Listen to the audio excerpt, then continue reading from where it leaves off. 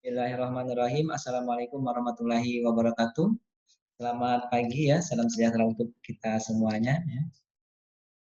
Semangat, semangat pembelajaran daring di tengah pandemi COVID-19. Alhamdulillahirrabbilalamin. Pada kesempatan ini saya akan menyampaikan materi ya, video pembelajaran mata kuliah Ekon Makro ya. Materi pertemuan yang ketiga. Ini materi pertemuan yang ketiga, di mana bahasan kita dalam materi ini adalah pasar barang dan pasar uang ya terkait dengan makroekonomi.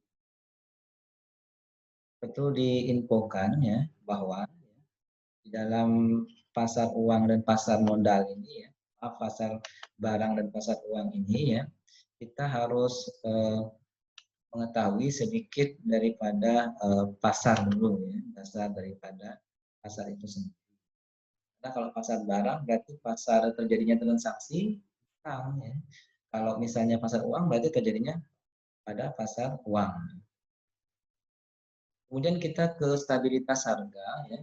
Ini merupakan ukuran keberhasilan ekonomi makro ya, negara, suatu negara ya. Karena kestabilan harga ini ditunjukkan dengan laju inflasi. Makanya di era sekarang ini ya, inflasi kita sangat tinggi ya, di mana kondisi kita adalah musibah internasional ya. Jadi dari resesi ekonomi kita dilanda dengan pandemi ini ya berdampak sekali signifikan ya multiplier terhadap ekonomi kita ya. Terutama harga barang yang meningkat. Inflasi itu harga yang naik terus menerus. Apalagi ya kan harga barang secara nasional maupun secara lokal ya di daerah Bangka Belitung sendiri ya harga terus naik. Nah ini juga akan menghambat daripada tingkat pertumbuhan ekonomi dan juga mengurangi tingkat pendapatan nasional. Jadi stabilitas harga itu sangat penting sekali ya di dalam struktur ekonomi makro. Kemudian penetapan harga ya pada prinsipnya harga merupakan pertemuan antara kurva permintaan dan penawaran. Jadi kurva demand dan kurva supply ya, ini pada titik keseimbangan E. Karena yang vertikal ini adalah harga. Kemudian jadi pada titik keseimbangan pada kurva permintaan ini ya pada harga 5.000 ya berarti tingkat penjualan ya tingkat jumlah penjualannya ya, dalam kilogram beras mengalami terkena pada tingkat keseimbangan ya ataupun equilibrium. Kemudian jika harganya 6.000 per kilogram beras produsen beras, maka produsen akan produksi beras sebanyak 35 juta ton. Tapi permintaan hanya mencapai 19 juta. Maka terjadi kelebihan pasokan beras sebanyak 14 juta ton. Ini akibatnya daripada permintaan yang kurang dari yang diharapkan. Kemudian bila harga berada di bawah titik keseimbangan, misalnya 4.000 per kilogram, maka permintaan akan meningkat. Hukum permintaan itu semakin tinggi tingkat harga, maka permintaan mungkin sebaliknya semakin rendah tingkat harga maka permintaan akan semakin naik ya. Jadi berbanding terbalik dengan penawaran. Jadi, setiap harga naik itu penawaran yang dilakukan produsen dan setiap harga dulu penawaran yang dilakukan produsen harus sedikit dan juga terus penawaran. Pasar dan peran pemerintah ya.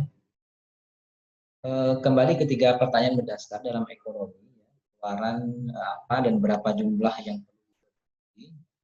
Kemudian juga bagaimana cara produksinya atau teknik apa yang digunakan untuk mengkombinasikan berbagai macam produksi. Faktor produksi sudah disebutkan dulunya ya, segala macamnya dalam main material method ya, ya, market dan sebagainya. Jadi untuk siapa pengeluaran tersebut berarti bagaimana cara mendistribusikannya berarti produknya ya. Jadi setelah produsen memutuskan produk apa yang akan dibuat dan berapa banyaknya, maka dia akan memanfaatkan faktor produksi yang dikombinasikan dari berbagai macam faktor produksi. adalah berupa produk. Produk ini adalah untuk dijual. Nah, jadi adalah membuat produk, kemudian memproduksinya, ya, dari berbagai faktor produksi, kemudian keluarnya adalah produk barang. Kemudian apa dan bagaimana pasar, ya? Jadi secara umum pasar definisikan sebagai tempat bertemunya penjual dan pembeli untuk melakukan transaksi. Ini secara klasiknya pengertian pasar sayur, ya, pasar barang, pasar buah, pasar ikan, pasar mobil, pasar motor dan sebagainya. Kemudian pasar modern sekarang tidak selalu berkaitan dengan tempat lokasi, tapi juga yang menjamin terjadinya transaksi jual beli secara aman dan nyaman. Misalnya pasar uang tidak mengacu pada satu tempat, ataupun juga pasar online, ya, kemudian juga melalui internet ataupun melalui telepon, memanfaatkan media-media internet yang lainnya. Kemudian barang publik dan barang semi publik, ya, barang atau produk kategorikan dalam jenis barang baik. Barang publik yang dibutuhkan oleh banyak orang, ya, barang semi publik atau yang sedikit atau semi orang yang membutuhkan barang tersebut. Kemudian peran pemerintah di kedua sistem ekonomi tersebut sangat berbeda. Dalam sistem ekonomi terpusat, pemerintah memegang kendali dan berperan aktif dalam melakukan kegiatan ekonomi, terutama usaha yang dikuasai oleh pemerintah berupa BUMN, badan usaha negara, dan BUMN ini misalnya kepemilikan negara, ya, melalui apa namanya, saham yang dimiliki oleh publik, misalnya BUMN itu kali, ya, di sini contohnya adalah Pertamina, kemudian PLN, kemudian juga Bank BNI, kemudian badan usaha milik daerah, misalnya dari daerah Provinsi Kepulauan Bangka Belitung, Bank Sumsel Babel, ya kan, kemudian Bangka Belitung, PT Bangka Belitung Timah Sejahtera, atau perusahaan-perusahaan. Kemudian dalam kaitannya dengan ekonomi ada 3 jenis pasar: pasar faktor produksi, pasar produk, dan pasar finansial. Kalau pasar produk ini di mana pasar produk itu dia adalah jumlah dan kualitasnya itu dilepas untuk pembelanjaan. Kemudian juga untuk pasar produk ini berasal dari produsen, ya, dengan meningkatkan produktivitas, ya, melalui proses produktivitas dan biaya produksi, sehingga adanya penjualan barang kepada pasar produk. Kemudian juga bentuk pembelanjaan dari konsumen, melakukan pembayarannya ke pasar-pasar produk. Kemudian pasar produk juga, ya, menginput produk. Kemudian pasar finansial, ya, dari kegiatan produsen dan ke konsumen. Kan misalnya pasar finansial, dana masyarakat konsumen surplus dana, dia akan terlibat di pasar finansial atau membeli daripada uang dari pasar modal misalnya. Kemudian juga pasar finansial itu akan memberikan dana atau keuntungan kepada produsen. Kemudian produsen juga akan meminjam uang kepada pasar finansial. Kemudian juga pasar finansial ini akan memberikan bunga dan dividen kepada pemilik dari produsen. Kemudian juga, ya, pasar produksi, ya, pasar produksi ini adalah pasar di mana kepemilikan faktor-faktor produksi, ya, yang diikut daripada rumah tangga konsumen ini berupa buruh, kemudian tanah, kemudian modal, itu nantinya menjadi input faktor produksi, ya. Kemudian kalau untuk ini, ya, hasilnya nanti jumlah dan kualitas masuk kepada produktivitas dari faktor produksi. Kemudian harga dan jumlah ini diinput dari rumah tangga produsen, ya. Kemudian nantinya rumah tangga konsumen memperoleh upah, sewa, royalti. Ini prinsipnya sama dengan sirkulasi rumah tangga produsen dan rumah tangga produsen seperti pada pasar produk, pasar finansial, dan pasar faktor. Kemudian mengapa uang diperlukan? Pada prinsipnya uang diperlukan untuk melakukan transaksi, jaga-jaga, dan untuk spekulasi. Spekulasi di sini adalah permintaan aset untuk investasi. Misalnya pada saat bunga tinggi, orang cenderung menabung di bank atau menginvestasi. Nah, pada saat bunga turun, Anda memilih untuk menabung uang saja. Karena sempit. Kalau untuk jumlah penawaran uang, ini disebutkan di atas, namanya uang bukan saja koin, tapi uang kertas, tapi juga ditopang oleh uang apa nama elektronik. Sekarang ini ya kan ada GoFi, GoFood, ya segala macam bayar elektronik, dan juga ada emas ya. Nah, ini terkait dengan jumlah uang.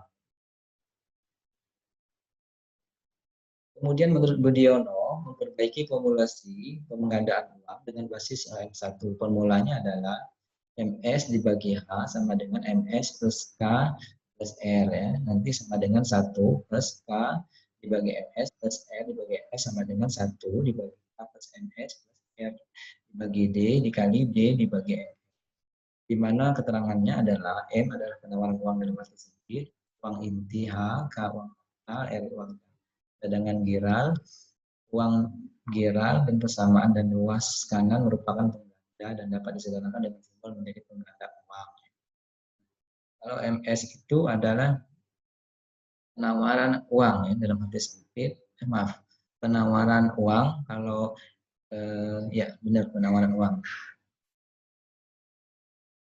Kemudian jenis uang, ini dilihat dari sisi penawaran, uang bisa dikelompokkan dalam beberapa jenis ya. Ekonom yang klasifikasikan jenis uang ini dari segi kelompok penawaran adalah M1, M2, dan MI, M2, disebut uang sempit atau narrow money, jadi juga disebut uang transaksi.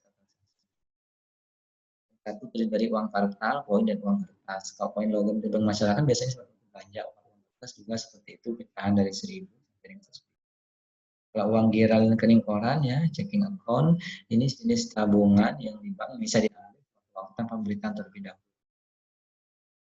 M2 yang lebih luas dari M1, yang terdiri dari M1, kertas dan uang logam, ya, uang kartal dan uang giral, kemudian tabungan dan saving account, deposito berjangka, time deposit dalam jumlah kecil, dan mutual fund atau pendanaan ya.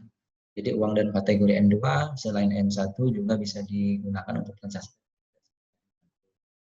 Kemudian narrow money, bentuk uang yang paling liquid, kemudian uang giral simpanan masyarakat di bank dalam bentuk broad money. Kalau broad money, uang dengan tingkat likuiditas lebih rendah daripada narrow money. Uang giral kan simpanan masyarakat di bank dalam bentuk atau.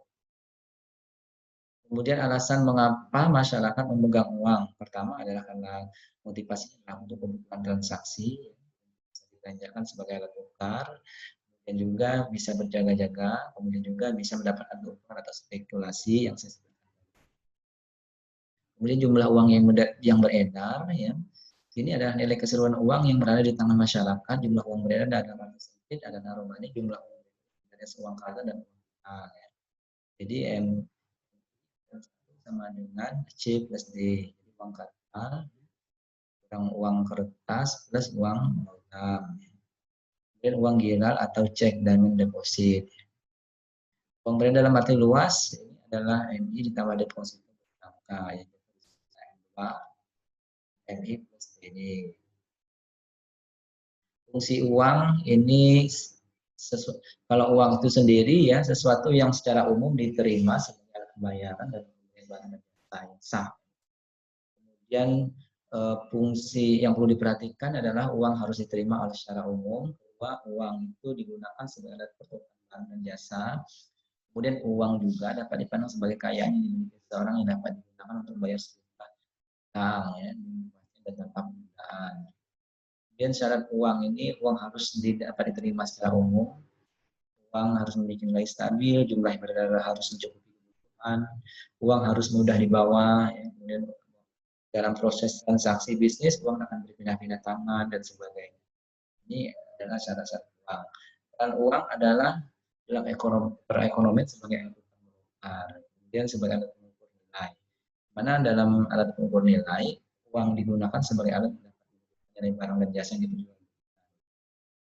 Kemudian standar pembayaran masa depan, kemudian berfungsi sebagai pembayaran masa depan untuk utang, untuk pembayaran alat penimbun kekayaan. Jadi peran uang itu bisa juga sebagai alat penimbun kekayaan atau daya beli.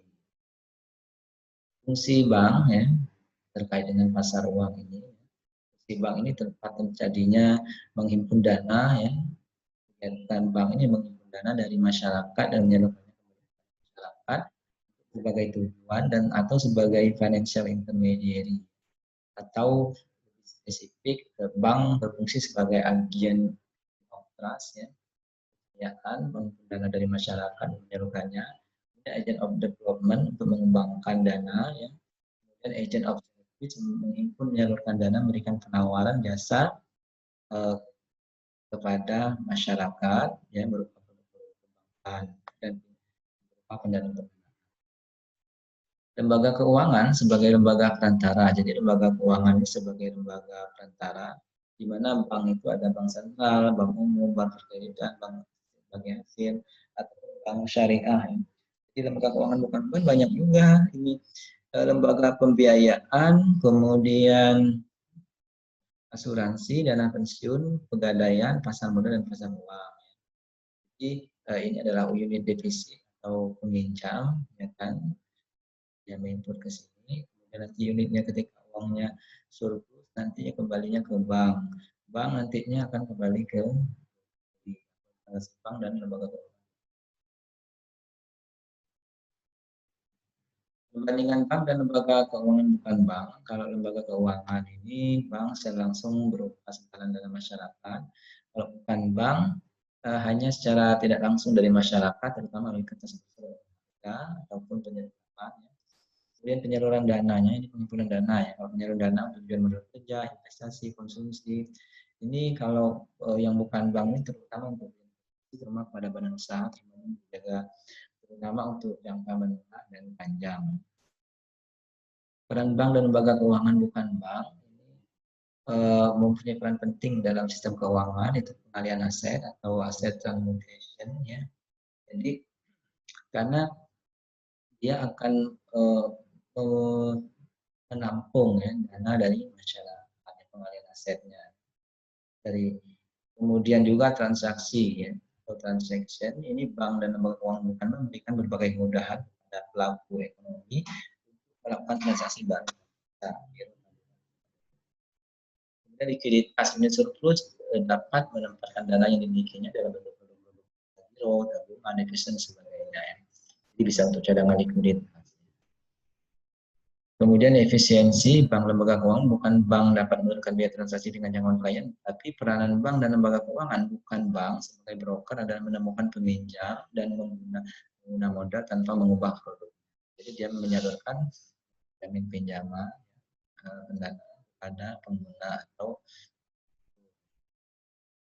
kemudian intermediasi keuangan dan penegasian pengawasan dan monitoring terkait dengan pinjaman atau depositor ya, pada bank. Kemudian ini peminjam ya.